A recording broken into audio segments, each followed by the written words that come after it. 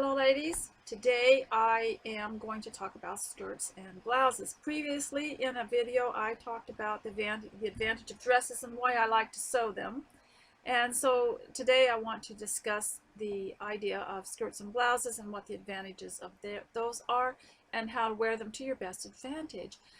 And I'd like to say hello if you're new here, and I'm sorry I don't have comments on my YouTube channel because I don't want to monitor anything other than my blog. Right now I am making these videos for my blog, and if you want to donate, I have a donate button on my blog. I appreciate everybody who's donated because I want to tell you that even $5 enables me to do so much. It will buy buttons and thread and fabric and things on sale that I need, that I often use on my blog, and gives me more material for subject matter. So thank you so much, and thank you for your continued loyalty to my blog. And I decided that I would not edit my videos because I don't have the patience to do it, and I don't really like sitting still very long.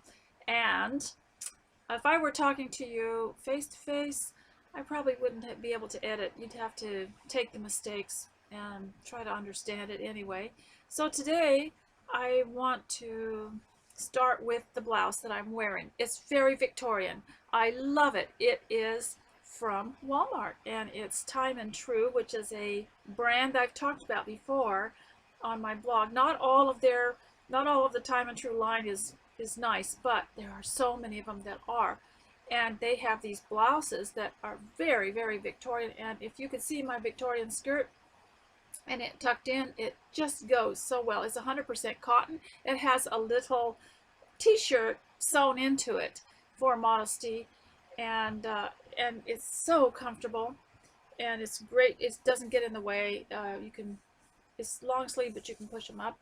And so I wanted to tell you something. They have another one too. They have a lot of these blouses in this exact pattern, exact style, button down the front, and they are in stripes and patterns, a little bit on the like dusty blue side. I wasn't attracted to very many of them, but I got the two white ones they had, and this is another white one they have, and I'm going to have to put a little Velcro right there at the neckline. I prefer the button down ones. And I wanted to tell you something about looking for blouses that you can wear at home that don't get into things, that don't. Here's the problem. This has a little tassel on it. It's as cute as it can be, but it will get in if you're washing dishes, if you're cooking, if you're cutting stuff up, even if you're just doing ordinary housework, if you're sorting through things, even if you're, holding a baby or whatever, this thing is just going to be a problem. So I would just take it out. I'm just going to cut it off and pull it out and pull it through, because it doesn't make any difference with the sleeve and its size. So I will just get rid of that. And the other thing that I wanted to tell you, that these blouses right now are at their highest price because they just got them in and they're $15. So they will eventually go down in price, sometimes, by the end of the season, to $3, and I plan to get a few more. But here's a blouse. I love plaids, and here's a blouse that didn't work out at home, and I'm going to tell you what I want to do with it. It has one of those ruffles on the sleeve. I don't know if you can see that or not. See this ruffle on the sleeve? That's at elbow length, but it literally got into everything, and it also has a tie with it. So I'm going to just cut that off. I'm just going to cut that off, and it will be elbow length. But I don't even think I'll have to hem it. But if I were to keep it, I would put a bit of elastic in that ruffle, because if you're washing dishes, if you're doing anything, I noticed even in trying to go through my books in the bookshelf that this little ruffle got caught in something. So you have to be careful with things like that when you're housekeeping, because although these are fun to wear to when you're going out and you're not just going to be sitting still and you're not going to be doing anything, people like us are gardening, we're doing a little yard work, we're cooking, we're sewing, we're cleaning up after ourselves. and we're, you know, if you're homeschooling, you're just busy into everything, maybe artwork for the children and stuff, so you have to be careful the kind of stuff you wear. And one of the things that I thought was the most ideal garment, and I haven't seen any lately, but the last time I saw them was the 1980s, with what we call jumpers. They're a dress that's sleeveless that you wear over a blouse. And what we liked about it so much is that you could wear your blouse so many more days because the dress protected it and it had a skirt and a vest attached to it. So those were really nice. And I've saved all my patterns, so I will maybe start making those again. And the white blouse of the 1800s was just a staple. And if you'll go to YouTube and look up street scenes of Victorian England or America in the late 1800s, early 1900s, when a film camera was invented, you will see many ladies wearing skirts and blouses, and they wore blouses like this with the long Victorian skirt, and the waistband had a kind of a little cummerband on it, and it just looked beautiful, and they looked very, the women looked very quite comfortable in them. They weren't tugging at their clothes like we do. Everything was designed to fit them, to conform to perfection, and whereas today's clothes are difficult sometimes to, but one of the reasons people like skirts and blouses is because they adjust to your figure. When you sit down, the waistline doesn't come up, and you can adjust it more easily. A dress, unfortunately, if it has a seam line at the waist or a belt at the waist, that might fit you when you're walking around or standing up, but when you sit down, sometimes it will crawl up or it'll just be really uncomfortable. So that's why I suggest, if you're sewing, to sew things that are one piece from the neckline to the hemline, rather than you know, there's a blouse here and there's a skirt here and you sew them together. That might not be comfortable for a lot of people. And the skirt and blouse is just a little more flexible. The only problem you have to watch out for with skirts and blouses is all these pieces. You end up buying lots of tops and lots of skirts, and then you have to, they don't hang well in the closet, and you have to find a place for them. So mine are quite limited. I like the white blouse and a black skirt, and maybe I would buy for winter a corduroy skirt and a corduroy blazer to go from Chadwick's. I would go to the catalog and buy those, and they'll last a long, long time. So the blouse, the white blouse, sort of went out of sight after the 1980s. You didn't see them anymore. The last time I saw white blouses was worn as a staple for women, and they loved them. I mean, there was always a new white blouse style, just like today there is the little black dress version every year in the styles. There was always a white blouse, and I can go way back, thinking back to the 50s, the white blouses of the 50s, but every year there was a new white blouse style, and ladies just, that was a staple in there, and they bought one. And so now we have white blouses, and I'm very happy about that. I'm sure my detractors will make a big deal about that, but I really like them. They look good with an apron. They're washable, and if they're cotton, you know, you can get the stains out, and you don't have to worry about that. So now I want to talk about the idea that if no one notices you, what's the point of dressing well or dressing up? That isn't the point. The point is, what are you trying to reflect to yourself and to the Lord of how you feel about yourself and about the life that you've been given? And so even from this is where other people are involved. Even from a distance, they can tell something about you because they can describe you. And how many of us look exactly like another person? You can say, let's say there was some kind of mystery, and someone's something went missing. Somebody's bag went missing, and they were all walking. People were walking on the beach looking for this bag, and someone said, "Well, I thought I saw someone near here about such and such a time, and another person would ask, can you describe this person? And they'll say, well, yes, they had on black pants and a black hoodie and tennis shoes, but I didn't really get a good look at the face. Well, could you describe whether they were male or female? Well, no, I couldn't. But you see, if ladies, if you are wearing a white blouse and a long Victorian skirt, from a distance, somebody could describe you. So, unless you're trying to get away with something, I don't see any problem with being describable in the way that you dress. And so, and even from a distance, I've always had this feeling that we should be able to be identified as male or female from a distance. That's no longer true, is it? Now, if you look at those old videos that I suggested you look up on YouTube, you're going to find you can tell whether someone's male or female by the way they're dressed. And so that's a start. And the other thing is, are you going to be dressed cheerfully, or are you going to be dressed as though nowadays it looks like everyone's in mourning, everyone's depressed, and it could be that they are, but I think changing the way that we dress helps our mood. And if you'll observe wearing something pretty during the day, how it affects the kind of mood you have, the kind of mood that other people in your family have.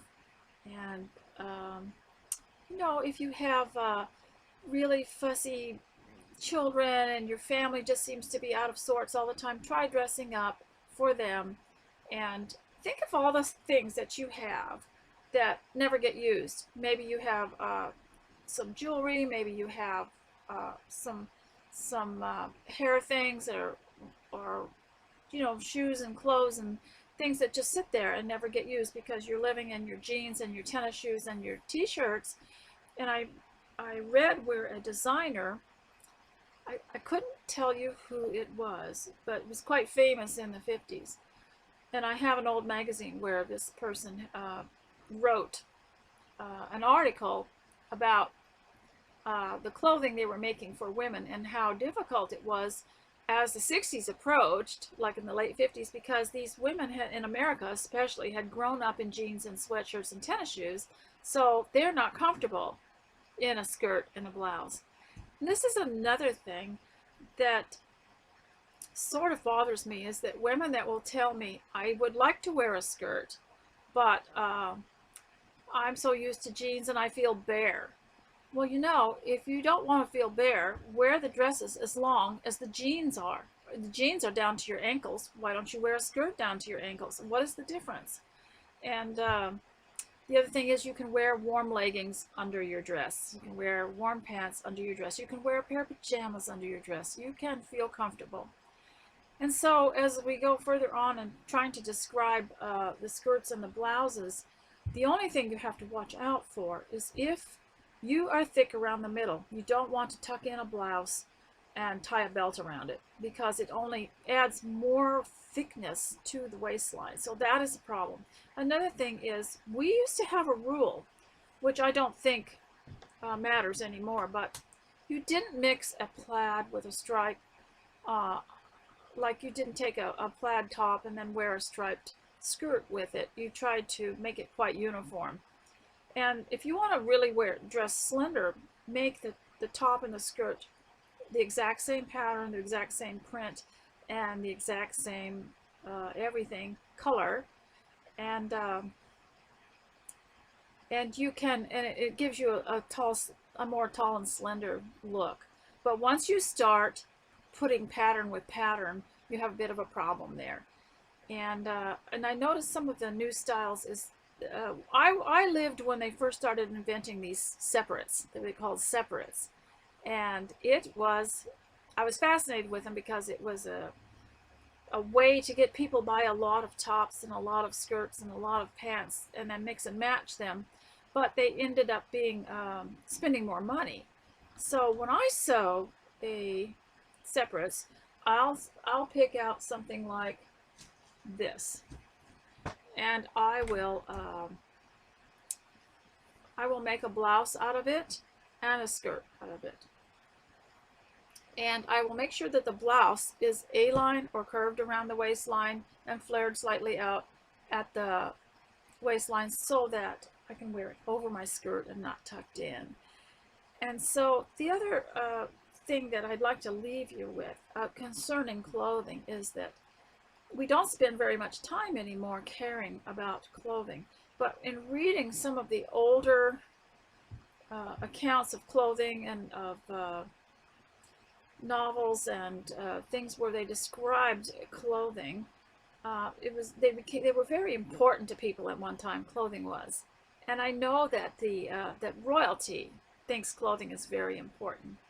And when they are formally dressed, it's usually one piece, and if they have a two-piece outfit, it's very tidy and neat and well coordinated. And we can learn a lot from them because they know that they are perceived a certain way by the public. And it's disturbing to find out that so many older women think that since nobody cares and nobody notices them, that they shouldn't dress up. But I believe that it has a lot to do with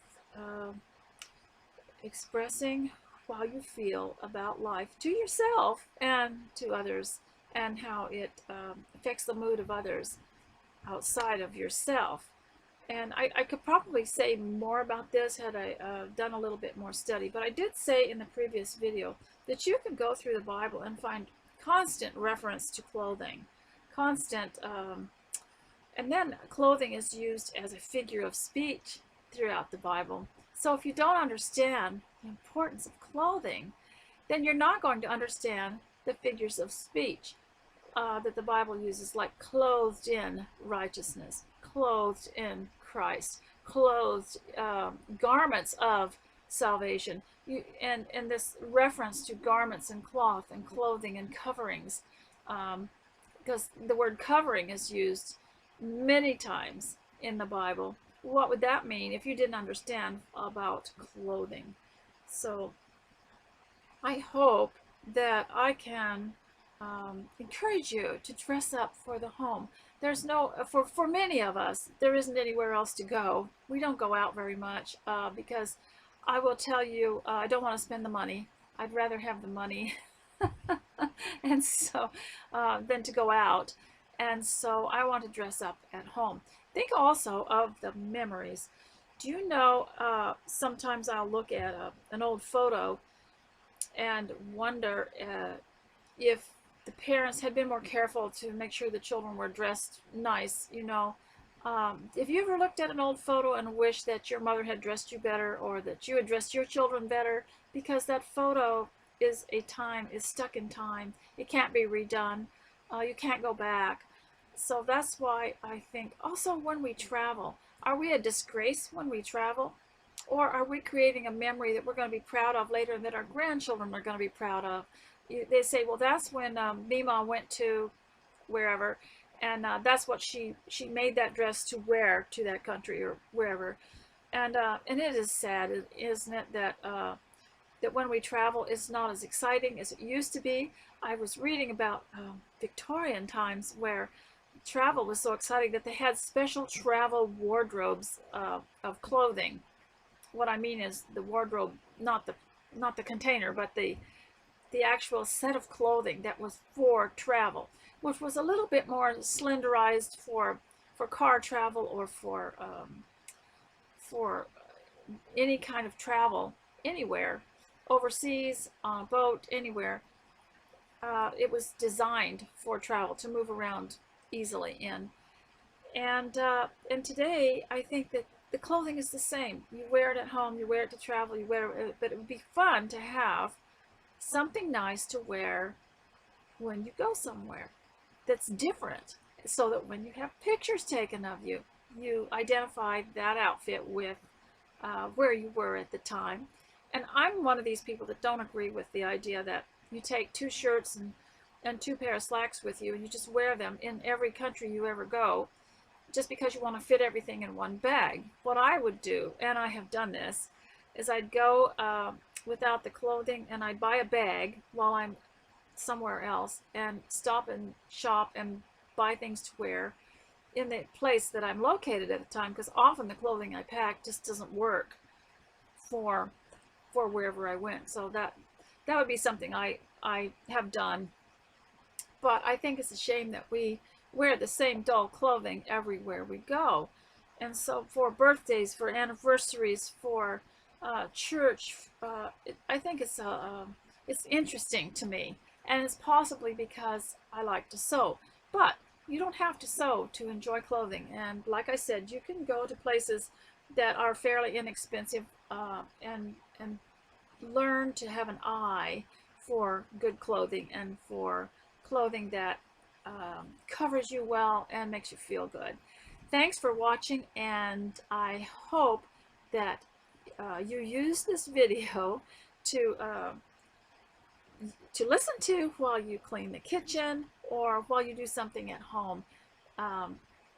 And I do hope that you have a lovely day, and that this has given you some kind of hope and cheer in the area of dressing for the home. Thank you, and God bless.